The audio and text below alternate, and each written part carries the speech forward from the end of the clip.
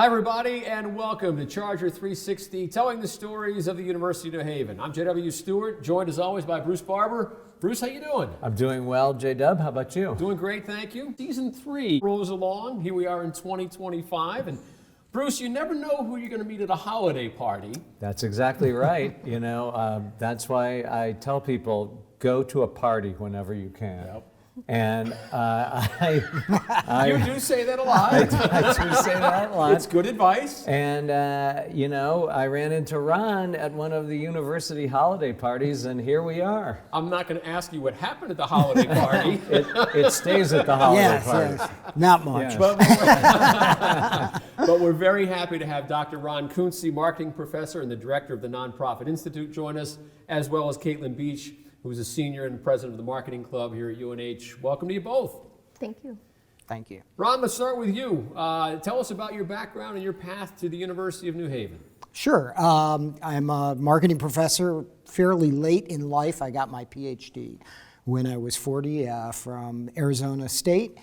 I'd worked in the corporate business, and then I came out to Florida and was a marketing professor there and was working with our nonprofit organization in Florida and at the University of Tampa. So what happened is the similar idea of doing some business classes and also teaching leaders in the nonprofit arena came up in University of New Haven, so I was invited here, and now I manage our Nonprofit Institute, which has a certificate program, a master's program for leaders in the community, and I integrate, I also teach social media marketing, and I integrate real-world projects into my social media marketing classes. So. And we're going to talk about one of those projects, I think perhaps the best project you've ever done.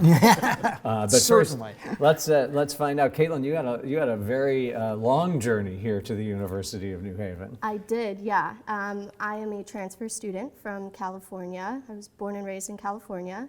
I graduated high school and I took a few years and went into the workforce and decided that,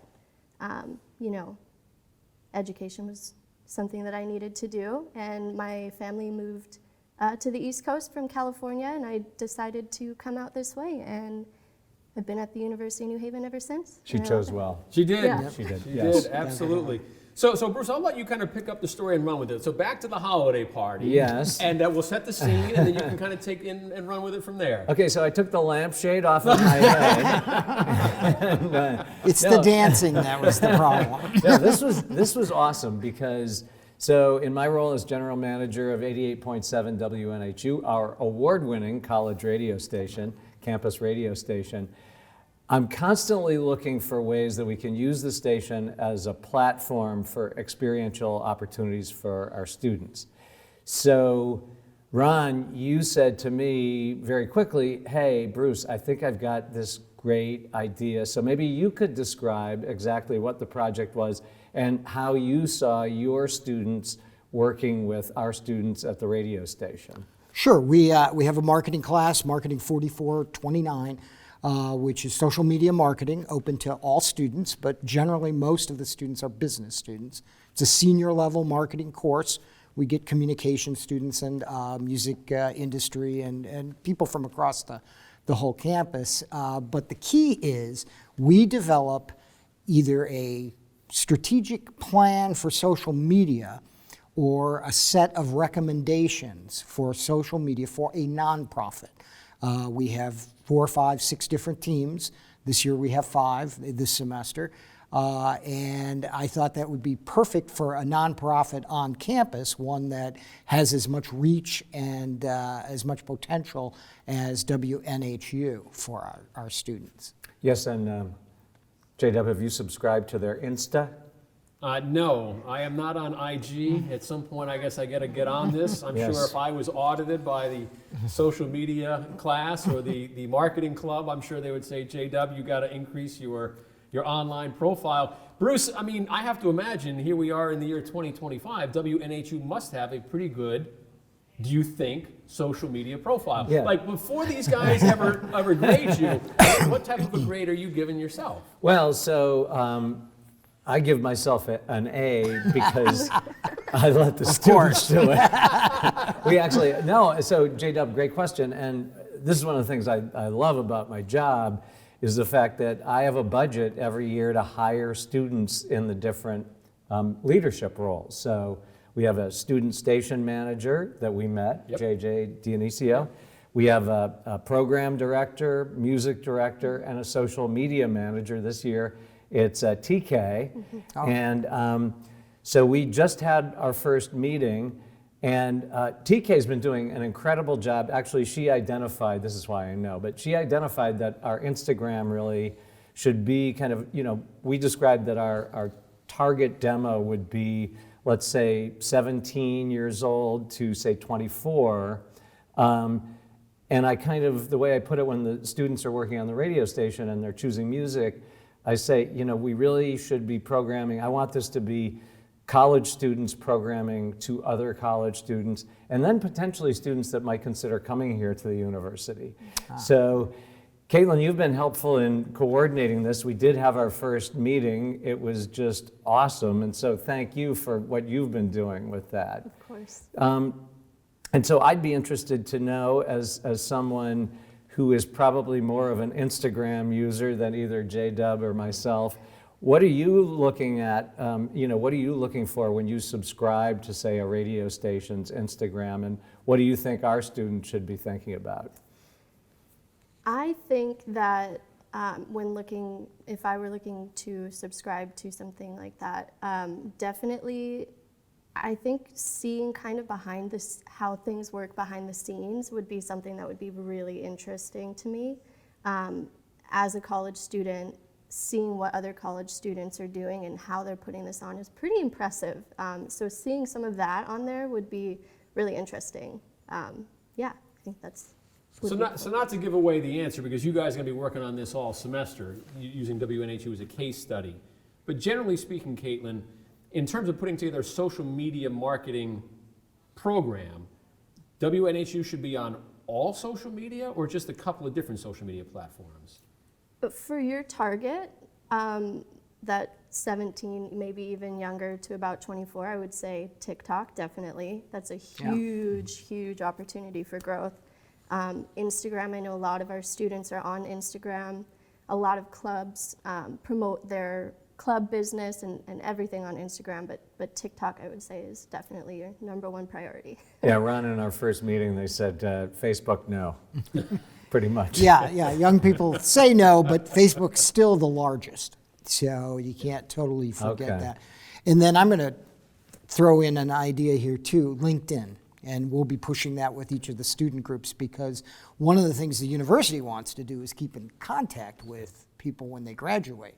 We have such a success rate with young people in the career market area that we want to keep in contact. And of course, LinkedIn is the fastest growing after TikTok and the most professional network. See, this is good. You see what we've got going? This is like we're exchanging ideas right here on the podcast. Yeah, J-Dub. absolutely. This is experiential education. That's right. Right? go. Yes. At its finest. Now, this is something we've talked to many of our guests about. This is a big theme here at the University of New Haven. Ron, what does experiential education mean to you, and why is it so important? You guys asked me about that earlier, and I said, I didn't go get my PhD till I went at 35. I didn't finish it till I was 40. It's still a long time ago. Anyway, when I started teaching, the first thing I said to myself was, I'm in my 40s now. I don't remember anything I did in undergrad or graduate at my master's program, except I don't remember any tests, a single question that I ever answered or studied for. But I remembered my projects, my student projects that we worked on. Piedmont Airlines doesn't even exist anymore. I remember all of those different things that I did in college. And so I make sure that in my classes, all of them, but particularly my higher level courses like social media marketing, that the students are doing something in a group that actually has real world implications.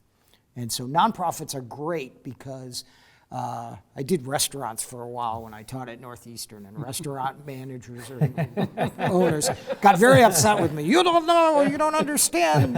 My pizza is the best in the world. So we went to nonprofits and we found a cohort of organizations that didn't understand marketing, right? Because often a nonprofit is run by an activist, a great citizen, somebody giving back to the community, somebody who's run food banks, or a social worker or a psychologist. They're brilliant people, but they've never thought of their place as a business. And now they've got 100 employees and 1,000 volunteers that they're managing. And they certainly don't think about marketing, right? Some of them actually think marketing's kind of evil or something. But so we dissuade them and show them that marketing is about communication, about branding, and even a nonprofit has to do that, especially a nonprofit has to do that. And we pride ourselves at the University of New Haven in succeeding in educating the elite workforce of tomorrow. And so one of the things I thought that was great that the students were talking about with us in our meeting was starting to do the analytics. So we handed over the login credentials to our Instagram account, good. Thank you. so that they can go in and look and see. And then one of the great suggestions they had was doing some social media marketing. And Katelyn, isn't it true that so the way marketing has evolved, it can be so much more targeted now with the data that the platforms have, so you can really get in front of the people you want to be talking to. Certainly, the data is huge. It's there. It's wonderful that you handed over those passwords. It's going to make the group more successful in helping you. So. It's just, Yeah. it's what I do. Well, Katelyn had a project. Talk about your project. She was in my class a couple of years, or a year and a half ago. Yeah, let's hear. I was, yeah. So we worked on a financial literacy project. I think that what I loved about the social media marketing course was that it's something I could put on my resume. It's, client facing. It's that experiential aspect that the University of New Haven prides itself on. It was just a really great experience. And Dr. Kuntze teaches a really fun class, and he makes it fun. Yeah. I'll take that. Bravo. Yeah. Bravo. I'm glad you brought that up because, Ron, you've won numerous teaching awards in your career, but social media marketing especially, this is something that changes by the second, it seems like. Number one, how do you stay on top of all this? And number two, how do your students teach you maybe about social media? Well, that's one of the most key points that, and I think most people who are decent teachers all go into teaching because you're constantly learning. Yep. So that's why you see a lot of great researchers in the classroom, because they're researching. They want to constantly, I have to go into class tomorrow. I have to be up to date. So that's me. I watch Bloomberg News. I must listen to 10 podcasts that are related to social media, technology, and other things that happen in that market space. One is a marketing professor. So I'm constantly, I joke with my students, it may not seem really prepared because I just decided 8 minutes ago what we're talking about today. Now I'll have the slides that go with it, with the traditional things like, 5.07 billion people now are on social media worldwide. Wow. 65% of the adult population of the world is on social media. And so, by the way, that just went from 4 billion like a year and a half ago or Incredible. something. So I had to update that, because every month it changes. So anyway, so I constantly, it's learning for me, which makes it worth doing. Otherwise, I guess I'd be an executive at some company and dealing with some really, boss that I did. Or a game show host. Yeah. Well, that would be a possibility. And Katelyn, we just have a little more time, but we do like to really, we feel that, we hope that potential students are watching the podcast. And what would you say to a student that's interested in marketing and is interested in the nonprofit world and is considering coming to the University of New Haven? I would say I think that the world needs more agents of change. And I think marketing is a wonderful way to be able to help nonprofit organizations. They're so mission driven and they do so many wonderful things for all communities. And I think being able to help them expand their base through marketing is something that's really powerful. As far as the University of New Haven, that experiential aspect that is so pressed upon students is here, and we get a lot of experience working with clients, and I think that the University of New Haven has given me that experience 100%. Awesome. That's a great marketing pitch. That was a great pitch. Can't beat that. Right? Wow. Can't beat that. That's incredible. That's the best way to end the program, I think. Darn right. Katelyn Beach, Senior and President of the Marketing Club, all the way from California to West Haven. Thanks for being here. And Dr. Ron Kuntze. Ron, always great to see you, Marketing Professor and Director of the Nonprofit Institute. I can't wait to see how this study goes on WNHU. Maybe by the end of the semester and one of our last shows of the season, you can kind of update me on how things go, Bruce. Other radio stations, beware. We are coming for you. For Katelyn and for Ron and for Bruce, I'm Jay Dub. Thanks for watching Charger 360, telling the stories of the University of New Haven. See you next time, everybody.